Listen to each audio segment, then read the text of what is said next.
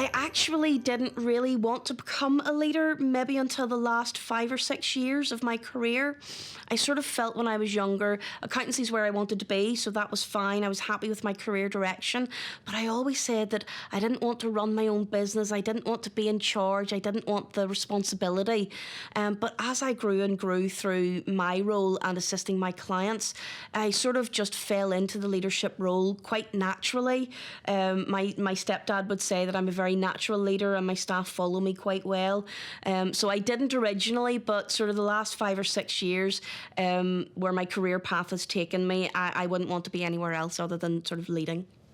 I would have to say my mum probably inspired me the most. My mum's not an accountant, she's not in the accountancy industry, but she did run her own business for 30 years. And so she was always such a very strong woman, very independent, very sure of what she wanted to do. And we were involved in the business at a very young age. So she was always my sounding board. If I was feeling down about maybe not having quite got the right mark in the exam or whatever, she would always push me forward. So I would say my mum's probably been the biggest inspiration for me. Thank you. Well, the inspiration for my next biggest change in my career is probably coming from both my mum and my stepdad. We're in a family practice together, so we've kind of known for the last few years that I'm going to end up taking that over. My stepdad's getting on a little bit in years, and that's sort of where my inspiration's coming from, where I will be in charge, I will be leading everything in a few years' time. I think one of the first traits I would say would be listening to people. There's no point in being able to develop leadership skills if you can't listen to other people as well. You have to be able to take on board other people's advice, but you also have to be able to then make a decision and move forward with it. I think in a lot of companies, part of the problem is that women just aren't seen as leaders, which is wrong, obviously, because some of the best leaders that I know are all women.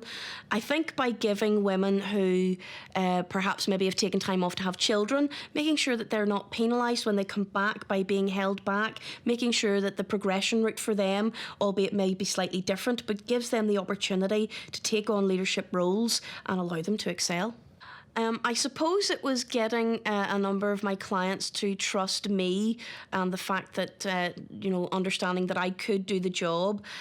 Working with my stepdad for all of these years, he obviously took a leading role in our practice. So they were all very used to him. And I used to go out with him to visit a lot of the clients, to get to know their business, to get to know them. So then when I started to visit the clients on their own, I kind of felt a little bit, are they nervous that it's just me, that my stepdad had taken a step back? So kind of getting them to allow me to take the leading role, to take them through their business and for them to understand, yes, I now know your business, I can advise you, I can help you develop your business. I think the key one is listening. Always listening to the people above you, always listening to the people below you, because you can't know everything there is to know. And I think if you don't listen, you're never going to be a good leader. I'm a little surprised that the percentage globally of women who don't think they have the same career opportunity as men is as high as that. I suppose probably all we can go on is our own personal experience, and I don't believe I've ever experienced a situation where I don't think that I can go as far as I want to go. So it's surprising, but the one thing I would say is everyone can get where they want to be. There was a gentleman that I listened to about 3 years ago, actually at a SEMA event. Philip Bain, I'm pretty sure was his name, and he was giving a motivational discussion, and he was also talking about leadership as well. And one of the key things that he mentioned that stuck with me was if you're a leader and you can't leave your team for 2 to 3 weeks without worrying that your workload or something is going to drop or fall or things are going to get missed, then you're not a very good leader. The best leaders are those that have developed their team in such a way that you can leave and walk away and come back in knowing that everything has been covered. That not only gives your team room to focus, but it gives you, the knowledge that your team are doing what they need to do, and so are you.